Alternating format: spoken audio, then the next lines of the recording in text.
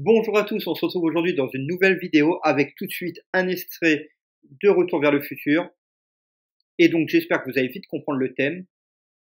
En effet, je pense que vous l'avez compris, on va s'intéresser à l'alimentation de demain. Introduction et on se retrouve tout de suite.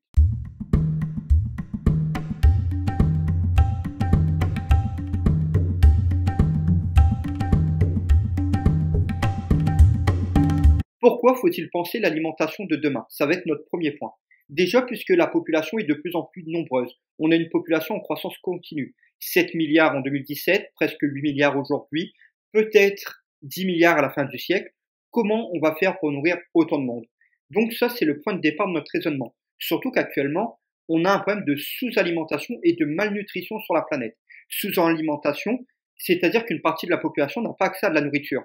Comme vous pouvez le voir, les chiffres ne sont pas bons. La sous-alimentation progresse depuis le Covid notamment, avec aujourd'hui autour de 800 millions de personnes qui souffrent de sous-alimentation dans le monde.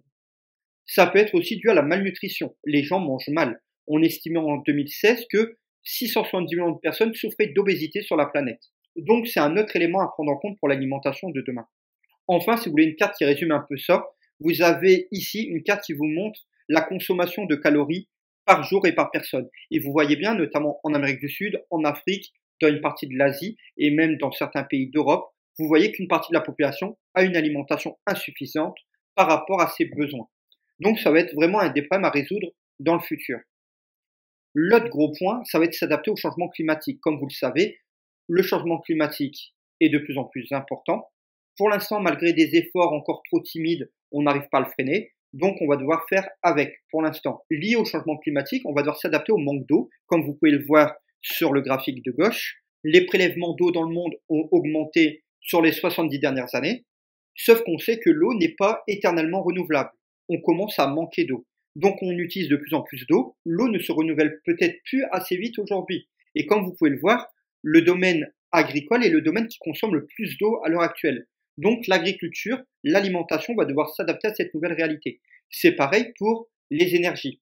La consommation d'énergie augmente, les énergies fossiles se font de plus en plus rares, l'agriculture a besoin d'énergie, sauf que les prix de l'énergie explosent, et donc le monde agricole va devoir évoluer pour prendre en compte cette hausse des prix de l'énergie, et finalement cette baisse des ressources énergétiques disponibles. Il y a aussi une remise en question de l'agriculture par une partie de la population. Les gens s'interrogent de plus en plus sur les dangers de l'agriculture sur la planète, notamment avec un sujet bien connu, l'huile de palme, puisqu'on défriche, on coupe des pans entiers de forêts, notamment en Indonésie ou au Brésil, pour planter de l'huile de palme, plutôt en Indonésie là. On sait que ce type d'agriculture n'est pas forcément vertueuse pour la planète. C'est la même chose pour l'utilisation des herbicides, des pesticides, ou pour l'utilisation à outrance des machines agricoles, comme en bas à gauche, mais aussi une critique de plus en plus importante de l'élevage intensif, notamment les élevages de poulets, de porcs, etc., qui sont de plus en plus critiqués. Donc il y a une vraie remise en question par la société de l'agriculture telle qu'on la pratique aujourd'hui.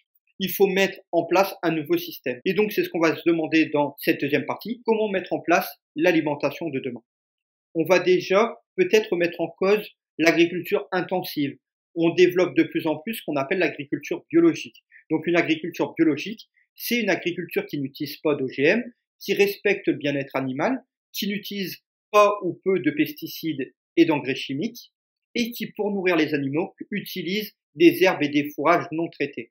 Et donc on va mettre aussi en place quelques labels. Donc ici vous avez deux labels, le label français et le label européen, pour savoir ce qu'il faut respecter pour être considéré comme de la nourriture biologique. On va aussi développer l'agriculture urbaine, c'est-à-dire l'agriculture pratiquée dans les villes. Ça va être de plus en plus important. Comme vous pouvez le voir, c'est déjà le cas et ça va encore se développer. Ça a plusieurs avantages. Je vous invite à regarder ma vidéo sur les différents systèmes agricoles pour en savoir plus. On va avoir de plus en plus de technologies dans les champs qui vont permettre notamment de faire de nombreuses économies pour savoir quand planter, quand arroser, etc., quand récolter. Et donc, on va avoir de plus en plus de technologies dans les champs. Aussi pour remplacer malheureusement la main-d'œuvre humaine qui est de plus en plus rare dans le domaine agricole, notamment dans les pays développés. On va aussi peut-être encore plus développer ce qu'on appelle l'aquaculture ou la pisciculture, donc le fait d'élever des poissons, que ce soit en pleine mer comme ici, ou sur les terres, puisque ça va permettre de fournir de la nourriture en quantité, que ça utilise surtout de l'eau de mer et que l'eau de mer, on risque pas d'en manquer. Comme vous pouvez le voir, on voit déjà que les productions par aquaculture sont de plus en plus importantes et que petit à petit, elles vont peut-être même dépasser la pêche naturelle en termes de poissons fournis pour l'alimentation. On va aussi dans l'alimentation de demain développer ou plutôt redévelopper les circuits courts. En effet, il y a encore 100 ans ou 200 ans, on consommait les fruits et les légumes autour de chez nous. Avec la mondialisation, c'est un peu moins le cas. On aime bien consommer certains fruits, même hors saison, qui viennent de l'étranger, d'autres continents. De plus en plus, on redéveloppe les circuits courts. Un circuit court, c'est quoi? C'est une vente directe entre un producteur et un consommateur. C'est-à-dire que la personne qui produit par exemple des pommes de terre va vendre directement ses pommes de terre. Il faut qu'il y ait peu d'intermédiaires. Penser l'agriculture de demain, c'est aussi penser notre façon de consommer. L'un des points sur lesquels on peut travailler, nous, à notre échelle, pour l'alimentation de demain, c'est la lutte contre le gaspillage alimentaire. Ici, à gauche, vous avez la quantité de nourriture gaspillée chaque année. On parle en tonnes. En France, on estime que 5 millions de tonnes sont gaspillées chaque année. Cependant, si vous regardez le gaspillage par habitant, vous voyez que la France est quasiment en tête, avec 85 kilos de gaspillage par an et par habitant. Dans ce tableau, on a seulement l'Australie qui fait pire que nous. Et donc, il y a vraiment un axe sur lequel travailler pour le futur. Si on veut nourrir toute la population, on peut déjà commencer par éviter de gaspiller la nourriture qu'on produit déjà actuellement. On peut aussi mieux manger. C'est-à-dire qu'une assiette idéale, c'est ça. 25% de protéines, 50% de fruits et légumes, 25% de féculents. Il faut idéalement que l'être humain se rapproche de plus en plus de cette assiette idéale. Et pour cela, je vous invite à regarder cette fameuse pyramide de l'alimentation. Vous l'avez déjà tous vu. Il faut apprendre à consommer ce dont notre corps a besoin. Éviter de surconsommer et consommer vraiment ce qui est essentiel. Pour cela, les acteurs publics et privés ont mis en place plusieurs labels pour vous aider à consommer des produits de qualité, notamment le Nutri-Score, avec des notes allant de A à E selon l'intérêt du produit pour nous et pour notre corps. Ces labels, même s'ils ne sont pas parfaits, peuvent vous aider à consommer mieux. Enfin, on va peut-être développer de nouveaux aliments ou redécouvrir certains aliments. Peut-être que dans le futur, on va démocratiser l'utilisation d'insectes pour s'alimenter. Pareil pour les algues qui peuvent être fournies en grande quantité, puisque vous avez vu la taille de nos océans. Et donc, ça va être peut-être ça, la nourriture de demain.